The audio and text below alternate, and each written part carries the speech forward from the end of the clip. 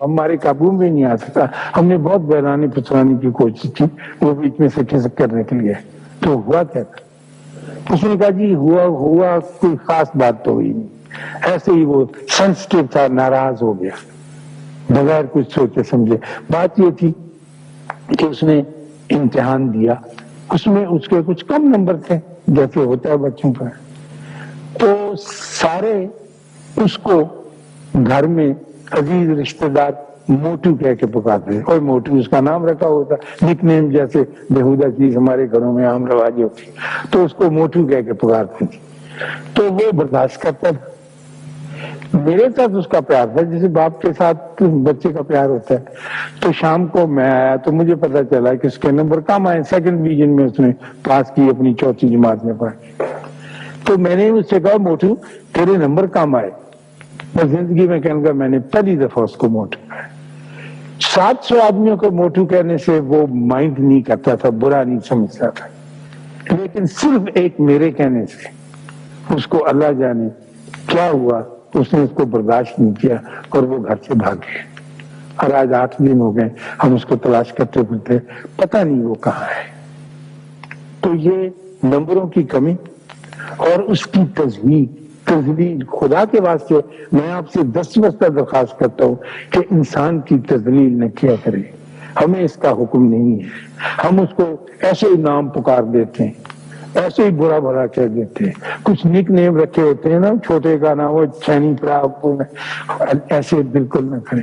انسان کو اللہ تعالیٰ نے پورے کا پورا ایک جیسا پیدا کیا ہے. یہ زندگی جو لے کر آپ پیدا ہوئے یہ آپ کی محنت کوشش جدوجہد سے نہیں ہوئی. یہ جو آپ لے کے بیٹھے یہ تو اللہ کی عطا ہے.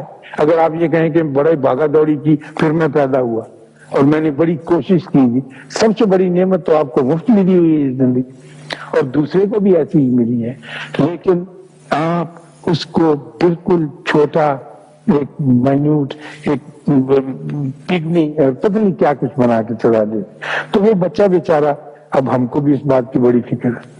تو بابا جی نے سب سے کہا کہ وہاں مشترکہ دعا ہوتی, سارے لوگ بڑے غمناک ہو گئے کہ ہاتھ اٹھا کے دعا کریں کہ اللہ اس کو صحیح سلامت رکھے اور جہاں بھی ہے وہ واپس آئے. اور یہ کوتاہی, اور اس صاحب سے اس کے باپ سے کہنے لگے آپ تو سمجھدار آدمی ہیں, سیانے آدمی ہیں, جہاں آتے رہتے ہیں, کچھ کام کی باتیں آپ کے کان میں پڑتی رہتی ہیں, پڑتی رہی ہوں گی, آپ کو تو یہ لفظ نہیں استعمال کرنا چاہیے تھا.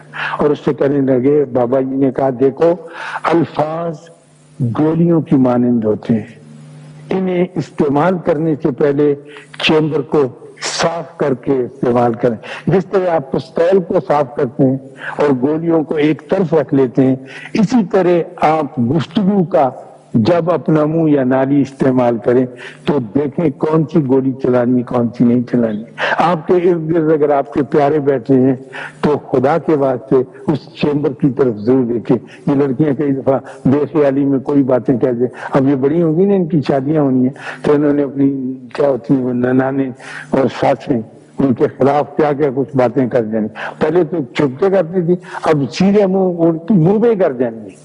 تو پھر جو ظلم ہونا ہے ان کی ذات پر بھی اور ان بیچاری بڑی بوڑھیوں پر بھی, اس کا کوئی مداوع نہیں ہو سکتا. تو پھر ہم نے دعا مانگی کہ یا اللہ تو مہربانی فرما. تو پیارا بہت خوبصورت بچہ تھا, تو اس کو واپس لا دے. اور پھر ہمارے بابا جی نے یہ کہا کہ یا اللہ آئندہ زندگی میں اس کو نمبر بھی زیادہ ملتے رہا کرے. اگر یہی بات ہے کم وقت زندگی میں تو اس کو پریشانی کا سامنا نہ کرنا پڑے. تو بہت غمناک ہوئے ہم, لیکن اس آدمی کی کافی ٹھکائی کی گئی. اور آپ سے بھی میری یہی درخواست ہے, آپ سے خاص طور پر اور آپ سب سے بھی, کہ جب آپ الفاظ کا استعمال کریں تو دیکھیں کہ یہ گولیاں ہیں جو آپ نے چیمبر میں ڈالی ہوئی ہیں, اور یہ آپ کی ذمہ داری ہے کہ اسے چلانا ہے یا نہیں چلانا ہے.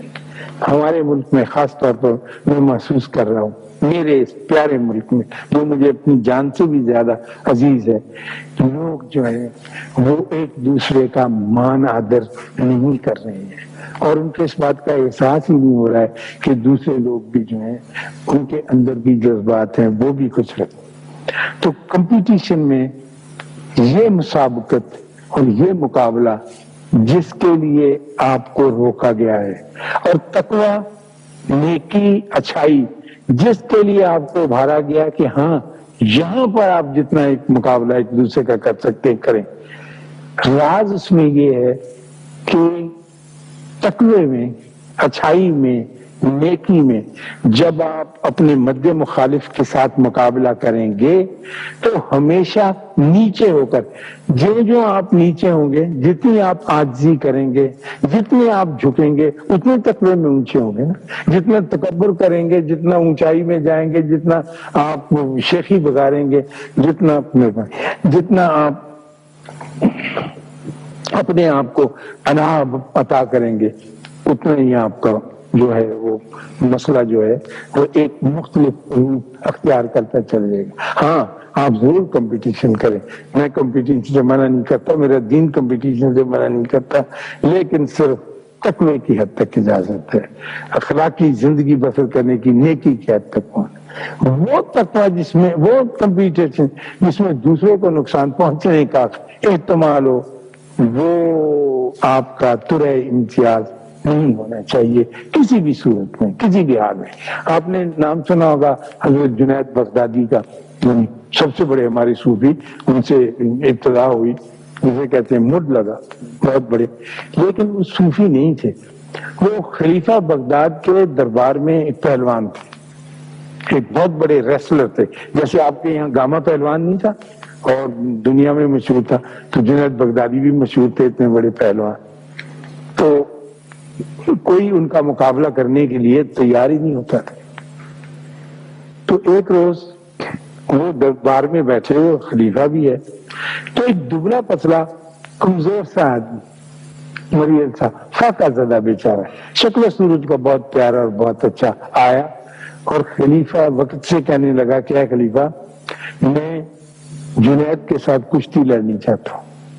تو جتنے دربار میں لوگ ایسے ہاتھ بڑے کہنے لگے یہ کیا پی دی کا شوربہ، تو شکل دیکھ اپنی اور اپنا وجود دیکھ، اور تو اتنے بڑے پہلوان کے ساتھ انہوں نے کہا نہیں جناب، مجھے کچھ داؤ ایسے آتے ہیں، کچھ چیزیں میں ایسی جانتا ہوں جو کہ اور پہلوان نہیں جانتے، اور وہ ہمارے پاس کچھ خاندانی گر ہیں، ہوتے ہیں داؤ، تو وہ میں لگاؤں گا، اور آپ کا جو اتنا بڑا نامی گرامی رستم زماں ہے یہ چاروں شانے چیزیں ہے۔ حضرت جنید بھی سنتا یہ بات بہت حیران ہوئی اور کچھ تھوڑا سا گھبرائی بھی، اللہ جانے ان کو کچھ ایسا راز آتا ہوگا۔ انہوں نے کہا ٹھیک ہے میں تیار ہوں۔ چنانچہ وقت مقرر ہو گیا، جگہ طے کر دی گئی، اور خلیفہ وقت وہاں پہنچ گیا، اور سارے درباری اور بغداد کے سارے لوگ کہ یہ آج کیا ہونے لگا ہے، اور وہ بھی خم ٹھونک کے، جو کتنا کمزور دبلا پتلا آدمی مشکل سے کھڑا ہو سکتا تھا، وہ بھی آ گیا میدان میں، اور اصلی پہلوان جو تھے وہ بھی اپنا لنگر لنگوٹ کر کے آ گئے۔ تو اس نے ہاتھ بڑھایا، انہوں نے ہاتھ بڑھایا، سلام کیا، ایک دوسرے سے ملے، سلامی جیسے کہتے، اور جب حضرت جنید بغدادی کا مضبوط ہاتھ آگے بڑھا تو وہ ذرا پیچھے ہٹا، پھر اس نے ایک چھلانگ لگائی، دبلا پتلا کمزور سا آدمی جو تھا، اور اچھل کر ان کے گلے سے لپٹ گیا اور لٹک گیا۔ اب یہ تو کوئی داؤ نہیں ہے نا کہ آدمی اس کے گلے، وہ حیران ہوئی جنید بغدادی، اور جب لٹک گیا تو ان کے کان کے پاس منہ کر کے کہنے لگا کہ میں سید زادہ ہوں اور 7 دنوں سے بھوکا ہوں، میرے پاس روزگار کا کوئی ذریعہ نہیں، یہ ڈھونگ میں نے اس لیے رچایا ہے اے جنید کہ تاکہ میں لوگوں کو دکھا سکوں کہ میری کوئی عزت اللہ کے واسطے سے۔ اور جنید بغدادی نے یہ سنا اور اس کا زمین پہ قدم رکھتے دھاڑ کر کے گرے اور اس سے ڈھہ گئے، اور وہ ان کے سینے پر چڑھ کر بیٹھ گیا، اور تالی بج گئی، اور دنیا حیران پریشان ہوگی کہ یہ کیسے ہو سکتا ہے۔ انہوں نے کہا کہ ٹھیک ہے، اس کو ایسا داؤ آتا ہے جو دنیا میں کسی اور آدمی کو نہیں آتا، اور میں اس کے سامنے چت ہو گیا ہوں، اور یہ واقعی طاقتور ہے۔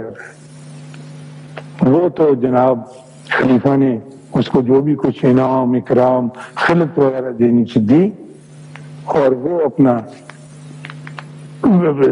تولیہ یا جو گلے میں چھاپا جھاڑتے حضرت جنید بغدادی کو کہہ کہ اے خدا، میں نے زندگی میں کبھی کوئی ایسا بڑا کام نہیں کیا، لیکن ایک تیرے بندے کی عزت رکھی ہے، اس کے بدلے میں مجھے بھی تو کوئی ایسا روحانی درجہ عطا فرما جو تو اپنے بڑوں کو دیا کرتا ہے.